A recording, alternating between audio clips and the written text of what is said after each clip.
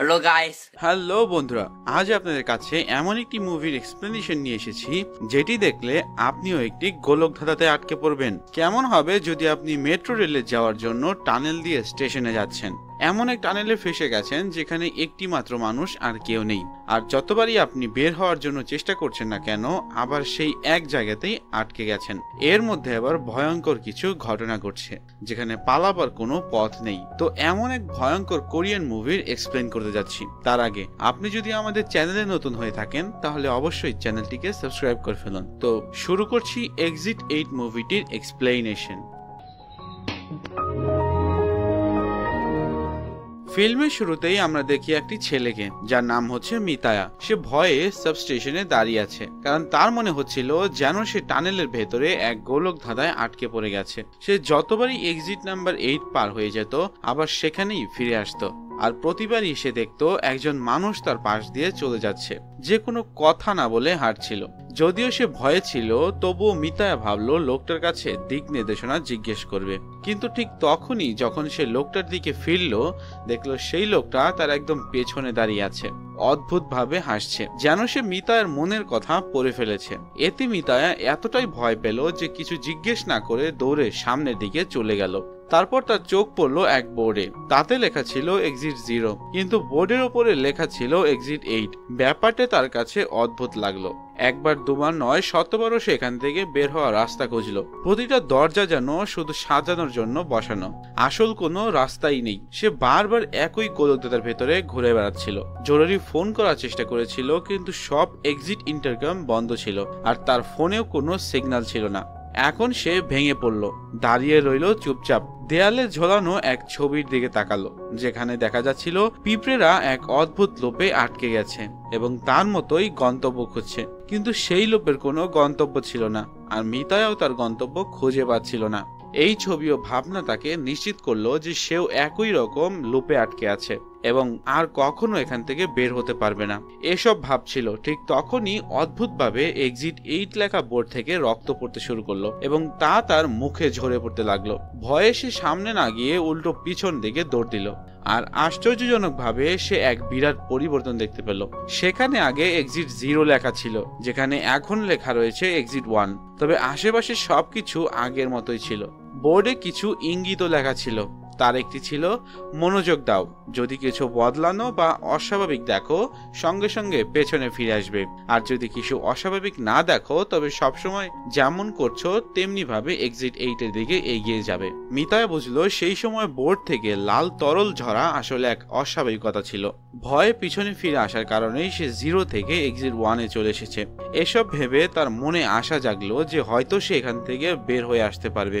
এবার আবার সে এক্সিট 8 এর দিকে চলল, কোনো পরিবর্তন চোখে না পড়া এগোতে থাকলো। কিন্তু যখন এক্সিট 0 বোর্ডে পৌঁছালো অবাক হয়ে গেল, সেখানে আগেই এক্সিট 1 লেখা ছিল, আবার সেটি শূন্য হয়ে গেছে।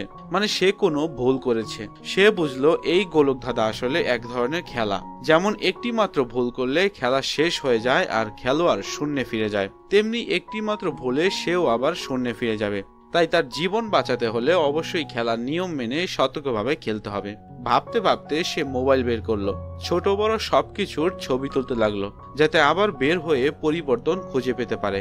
এমনকি সেই মানুষটার ছবি তুললো যে বারবার এক্সিট 8 এর নিচ দিয়ে হেঁটে যাচ্ছিল। এখনো পর্যন্ত কিছু অস্বাভাবিকতা চোখে না পড়ায় সে সামনে এগোলো আর দ্বিতীয় এক্সিট বোর্ডে পৌঁছালো। অবশেষে তাতে 1 লেখা দেখতে পেল, মানে তার ধারণা একেবারেই সঠিক ছিল, আগের বার কিছুই বদলায়নি এবং সে প্রথম লেভেল পার করেছে। দ্বিতীয় লেভেলের জন্য জানতো তাকে আবার পরিবর্তন খুঁজতে হবে। এবার সামনে এগিয়ে গিয়ে মোবাইল থেকে ছবিগুলো দেখতে চাইলে দেখলো সব ছবি ঝাপসা হয়ে গেছে, কিছুই বোঝা যাচ্ছে না। তখনই সে বুঝলো এই খেলায় জিততে হলে শুধু নিজের মস্তিষ্কই ব্যবহার করতে হবে না। এসব ভাবতে ভাবতেই সে দেখলো সেই লোক যে সব সময় এক্সিট 8 এর নিচ দিয়ে যেত এবার দাঁড়িয়ে আছে। সাথে সাথেই বুঝলো এটাই পরিবর্তন, তাই সে পেছনের দরজার দিকে দৌড় দিল। কিন্তু ভয়ের বিষয় হলো লোকটা তাকে অনুসরণ করতে শুরু করলো, এমন ভাবে যে সে হাঁটছেই না। তবুও মিতায়া যতবারই পেছনে তাকায় লোকটা তার একদম পেছনেই থাকে। ভয়ে মিতায়া পড়ে গেল। উঠে দাঁড়াতেই দেখলো সে এক্সিট 0 বোর্ডের সামনে এসে পৌঁছেছে, আর তাতে লেখা রয়েছে 2। লোকটিও নেই, মানে সে আরেকটি লেভেল পার হয়ে গেছে। 2 লেভেল পার হওয়ার পর তার আত্মবিশ্বাস আরো বেড়ে গেল। আত্মবিশ্বাস নিয়ে সে পরিবর্তন খুঁজতে থাকলো। একসময় শুনতে পেল এক লকারের ভেতর থেকে শিশুর কান্নার শব্দ আসছে।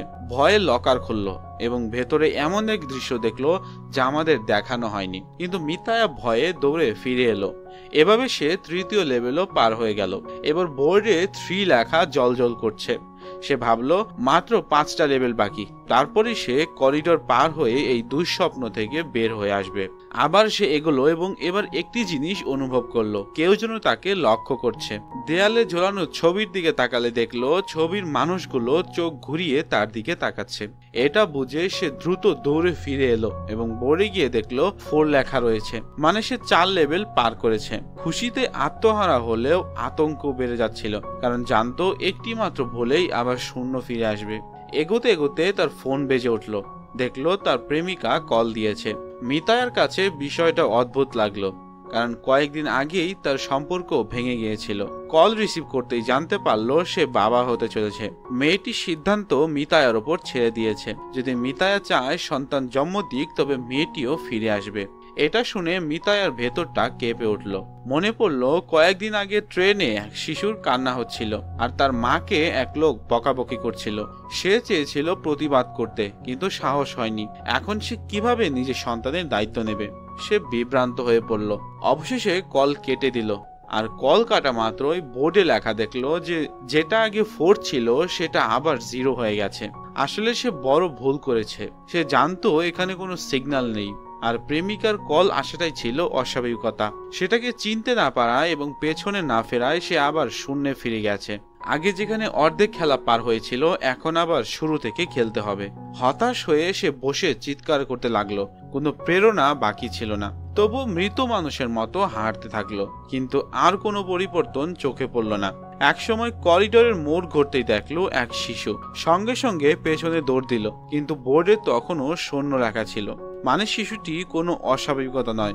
প্রকাশ পেল শিশুটিও এই ফাঁদে আটকে আছে এবং বের হওয়ার চেষ্টা করছে। মিতায়া দেখলো সেই স্যুট জুতা পরা মানুষটিও আছে। এখন মিতায়া বুঝলো লোকটি তার মতোই ফেসে গেছে, বের হওয়ার পথ খুঁজছে। আমাদের দেখানো হলো সেই মানুষ আর শিশু আগে একসাথে দল হয়ে খেলছিল। তারা এক মেয়েকেও বারবার দেখছিল। সে বের হবার চেষ্টা করছিল না। লোকটি জিজ্ঞেস করলো, তুমি চেষ্টা করছো না কেন বের হতে? মেয়েটি উত্তর দিল, প্রতিদিন ট্রেনে ঠেলাঠেলি, কাজের ঝামেলা, জীবন খুব কঠিন। আমি মনে করি না সেই কঠিন জীবনে ফেরার দরকার আছে। এই টানেলেই আমি শান্তিতে আছি। মেয়ে এসব বলছিল, হঠাৎ তার কণ্ঠ বদলাতে শুরু করলো। একই কথা বারবার বলতে লাগলো। কণ্ঠ ভারী হয়ে শেষে পুরুষের কণ্ঠ হয়ে গেল। লোকটি সাথে সাথে বুঝলো এটাই অস্বাভাবিকতা। তাই সে শিশুটিকে নিয়ে দৌড়ে পেছনের বোর্ডে ফিরে গেল। তখন তার বোর্ডে 6 লেখা দেখতে পেল, মানে সে জেতার খুব কাছাকাছি। সে আবার পুরো টানেল ঘুরলো, পরিবর্তন খুঁজতে লাগলো। মেয়েটি আবারও পাশ দিয়ে গেল, কিন্তু এবার কোনো কথা বলল না। শিশুটি লক্ষ্য করলো দরজার হাতল অদ্ভুতভাবে বসানো আছে। সেই জিনিসটি লোকটিকে জানাতে চাইল, কিন্তু লোকটি গুরুত্ব দিল না এবং বাচ্চাটাকে নিয়ে এগিয়ে গেল। আর এই সামান্য ভুলেই তার বোর্ড আবার শূন্য হয়ে গেল, মানে সে খেলাটি হেরে গেছে। আবার প্রথম থেকে শুরু করতে হবে। লোকটি ভেঙে পড়ল, ক্লান্ত হয়ে চিৎকার করলো, কিন্তু বের হতেই হবে। তাই আবার খেলতে রাজি হলো। শিশুর হাত ধরে আবার হাঁটতে শুরু করলো। এবার সে এক উপরে যাওয়ার রাস্তা দেখলো। আনন্দে ভরে উঠলো, সিঁড়ি বেয়ে উঠতে চাইলো, কিন্তু শিশুটি বোঝাচ্ছিল এটা খেলার নিয়ম নয়, এটা অস্বাভাবিকতা, আমাদের ফিরে যেতে হবে। লোকটি শিশুটির কোনো কথা শুনলো না, সিঁড়ি বেয়ে ওপরে উঠলো, আর তাতেই সে চিরদিনের মতো আটকে গেল। শিশুটি বোর্ডের দিকে ফিরে এসে দেখলো এখন শূন্যের জায়গায় 1 লেখা, মানে শিশুটি ঠিক ছিল। সিঁড়ি আসলে অস্বাভাবিকতা, বের হওয়ার রাস্তা নয়। শিশুটি জানলো লোকটি চিরদিন ওই সিঁড়িতে আটকে থাকবে। গল্প আবার মিতায়ের দিকে ফিরে এলো। সে শিশুটিকে দেখলো। যেহেতু জানতো শিশুটি আর লোকটি দল হয়ে খেলছিল, তাই শিশুটিকে একা দেখে বুঝলো লোকটি তাকে ছেড়ে গেছে। শিশুটির জন্য মিতায়ার খুব খারাপ লাগলো। এখন শিশুটি মিতায়ার সঙ্গী হলো।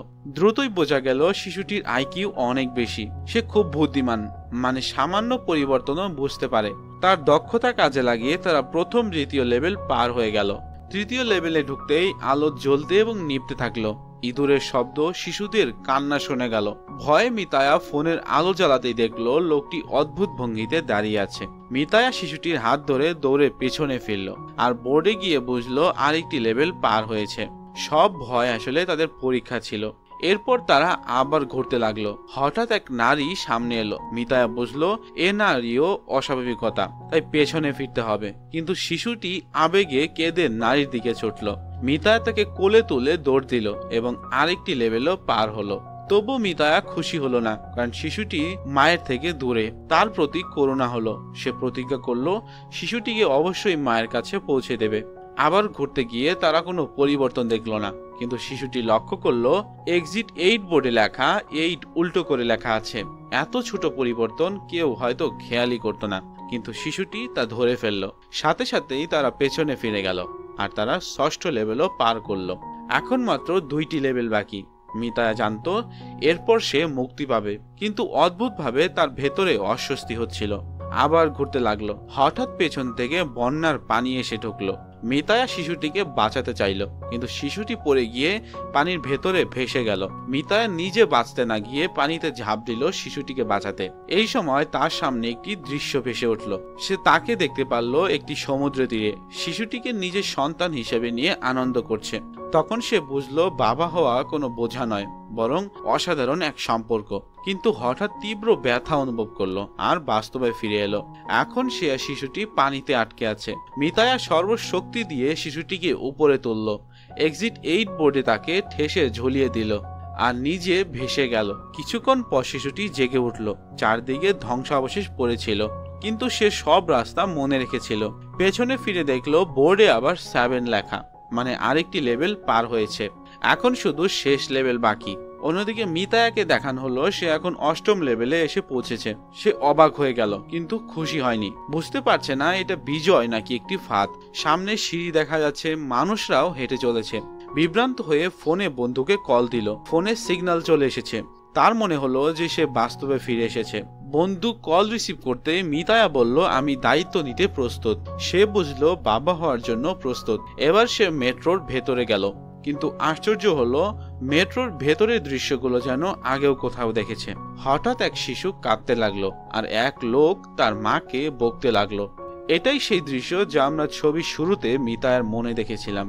মিতায়া চারদিকে তাকালো। সবাই অদ্ভুতভাবে ফোনের ওপর ডুবে আছে। তার বুক ভেঙে গেল। বুঝলো সে এখনো খেলার ফাঁদে আটকে আছে। সে 6 নম্বর লেভেলের পর 7 নম্বর লেভেলটি ক্লিয়ার করেনি আর এগিয়ে গেছে। অস্বাভাবিকতা চিনেও পেছনে ফিরেনি, আর এভাবে আবার একই লুপে আটকে গেল। আর এই রহস্য নিয়েই সিনেমার সমাপ্তি হলো। মিতায়া কি সত্যি মুক্ত, নাকি এখনো সেই গোলকধাঁধার ভেতরেই বন্দী? তো কেমন লাগলো আজকের ব্যাখ্যাটা? যদি ভালো লেগে থাকে তবে এখনই সাবস্ক্রাইব বাটনে ক্লিক করে দাও এবং পাশের বেল আইকনটিও প্রেস করে দাও, যাতে আমাদের নতুন কোনো ভিডিও মিস না করো। তোমাদের প্রতিটা লাইক, প্রতিটা কমেন্ট আর প্রতিটা শেয়ার আমাদের জন্য বিশাল অনুপ্রেরণা। তাই ভিডিওটা যদি ভালো লাগে তবে অবশ্যই বন্ধুদের সাথে শেয়ার করবে আর কমেন্টে জানাবে গল্পটা নিয়ে তোমাদের আসল মতামত। তোমাদের মতামতের ওপর ভিত্তি করেই আমরা পরের ভিডিও সাজাই, তাই তোমার কথা আমাদের কাছে অনেক গুরুত্বপূর্ণ। আর নতুন নতুন সিনেমার ব্যাখ্যা, রহস্যে ভরা গল্প আর অজানা সব কাহিনী নিয়ে আমরা খুব শীঘ্রই ফিরে আসব। ততক্ষণ পর্যন্ত পাশে থাকো বাংলা সিনে রিক্যাপের সাথে, কারণ প্রতিটা সিনেমার ভেতরে লুকিয়ে থাকে এক ভিন্ন রকম দুনিয়া, আর সেই দুনিয়ার দরজা খুলে দেয় শুধুমাত্র এই একটি চ্যানেল।